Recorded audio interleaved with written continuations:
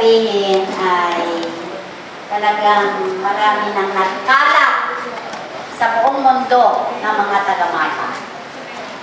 Ibig sabihin, kayo ay umunlad, kayo ay nagsikap. Katulad si Roger, ginaya niya yung profesyon ni Ma'am Messina. Meron dito ako narinig na SC2. Sabi ko, uy, saan yun? Tapos N1, Matun. Diba? Yun ang mga sections mo. Alam nyo ba, trivia lang ito, ako'y naging principal dito. Not by choice, but because I was forced. Nag-seek na transfer si Dr. Imelda Mendez, and nasama ako sa Migulo de Honor. So, at first, ayoko. Bakit ako nilipat? Dahil lang sa pakikialam ng congressman sa Nolasco High School. Sabi ng aming superintendent, no, para naman maiba ang environment. Bakit? Wala naman ang problema eh. Ang problema ko nga siya. But then, like a good soldier, I have to obey my superintendent. So, para akong pao na itinapon sa ilog o sa dagat, pero tuwan-tuwa ako. You know why? Kasi dati akong teacher dito. Hindi ko nga lang kayo nahawakan. O hindi kayo na-under sa akin. Kasi most likely, if your teacher is Ma'am Messina, teacher nyo din ako sigurado. Kasi tandem kami. Estudyante niya, estudyante ko. Estudyante ko, estudyante. So, yung panahon na nandito ako, 10 years. From 1971 to 81, prior to my promotion as Department Head of Science. Kaya ngayon, yung parang pako, tinapon ako sa ilog, hindi ko lang ng aming superintendent, tuwan-tuwa ako. Gusto ko.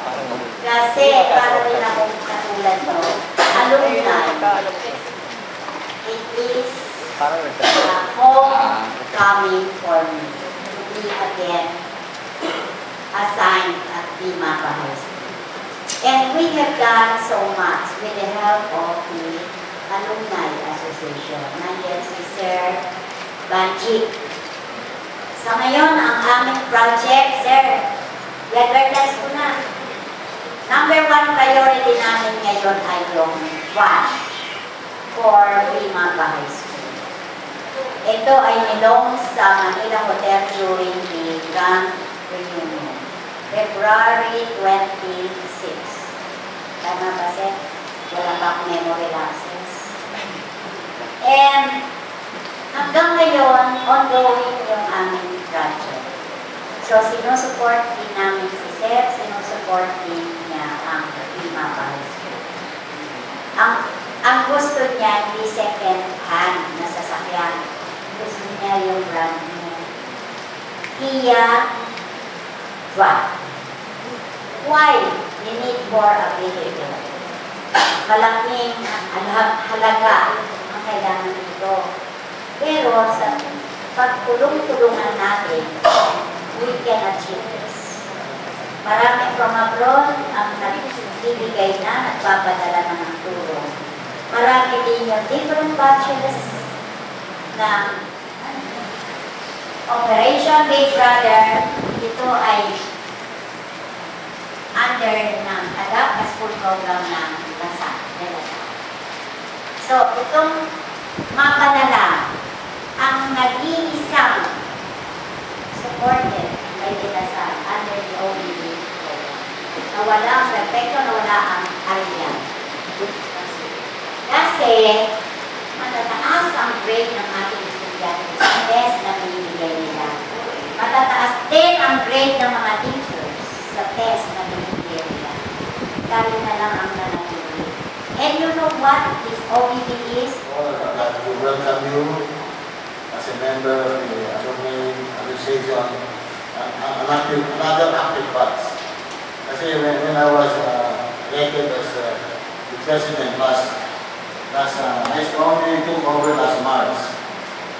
And one of my main concerns is to reach out to different batches and I will encourage all of them to organize. So far, pangatlo na kayo kita ko yung organize na batches. Kasi we started in 1925. We should be about 87 batches right now. And we have only one half. And out of that one half, another half is the active ones only. So your alma mater needs your support. Unless you are organized, you cannot help your alma mater unless you want to help individually. Okay. Na yung si ma'am, in-enumerate na yung mga batches na nagbigay ng tulong sa high school. At kaya sabi niya ko sa inyo, we hope that you will also help. In fact, kung inyong I like the place of commitment sa OPK yung officers yung sa huli. Lastly, I will do my best to be of service to our alma mater and commit myself to participate and cooperate to all its endeavor. That is what we are looking for. We are looking for alumni who cares. Nakita ko yung trend ng alumni kasi out of the 87 batches na ngayon, ang pinaka-active ng batch 89. Yung 90 na ba? Wala. Active.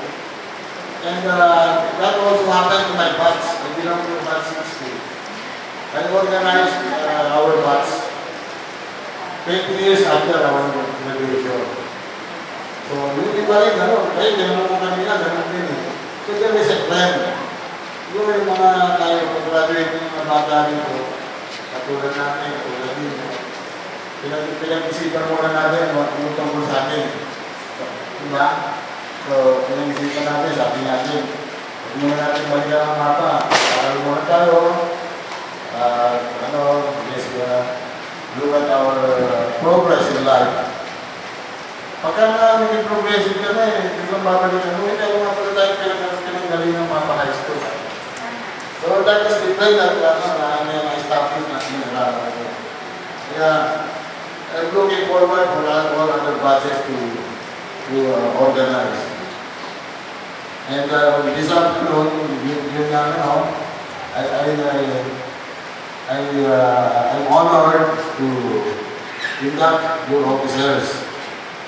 Before doing so, yung nabanggit naman yung bag, I'd like to give you an update of that. We are targeting 1 million pesos for the bag because it will cost 899,000. The 100,000 left over will be raffled off to the donors. I don't know if you have seen our... Ito yung please pass around. Organization ng alumni association eh. Pero walang official list eh. Sa update. Official update yung Facebook. The person that you are trying to do, you want to update all the list of the alumni. Sa purpose mo. We are targeting. I told Ma'am Das that we want to give, the alumni wants to give the bag as a Christmas gift to our alma mater. So we are looking at December. Unfortunately, ngayon, almost 200,000 pa lang. I think we can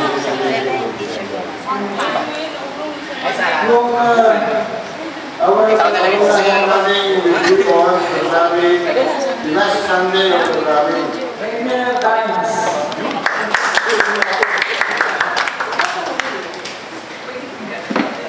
Dennis Arnold Clavio Rivera. Rolando Berza.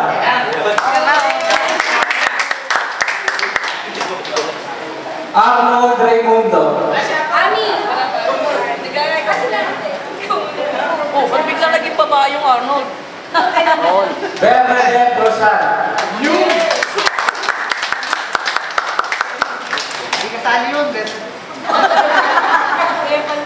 Representative po si Miss Happy kay Arnold.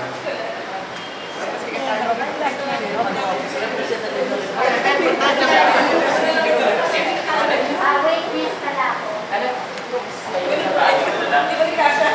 Sila po ang ating mga opisyal batch 87.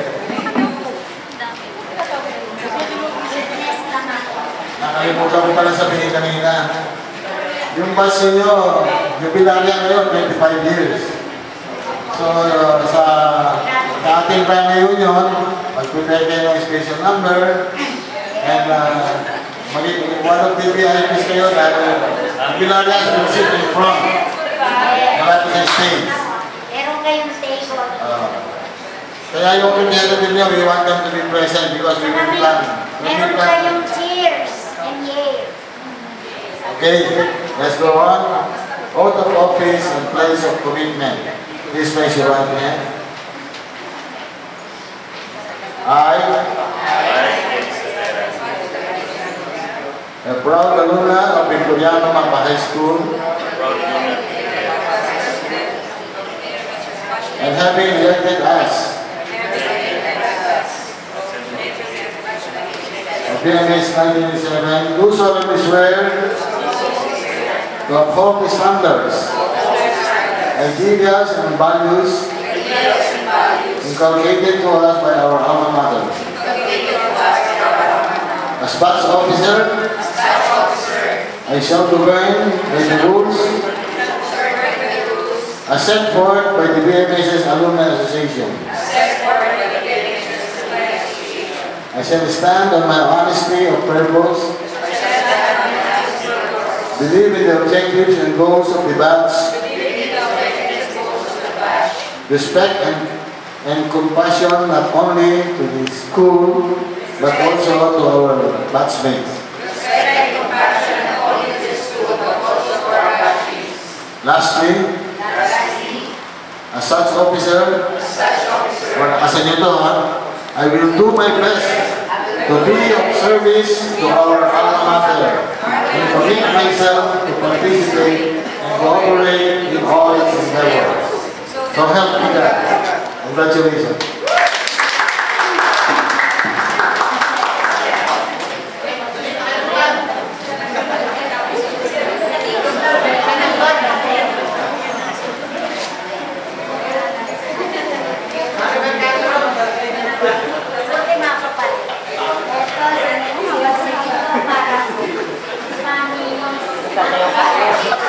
Sunod daw sa yung dalawa.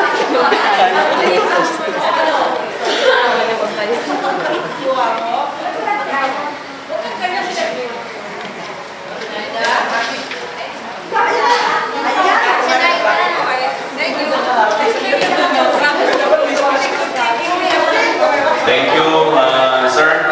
Thank you, mga batchmates, officers, and section representatives. Yan. So, after the formality,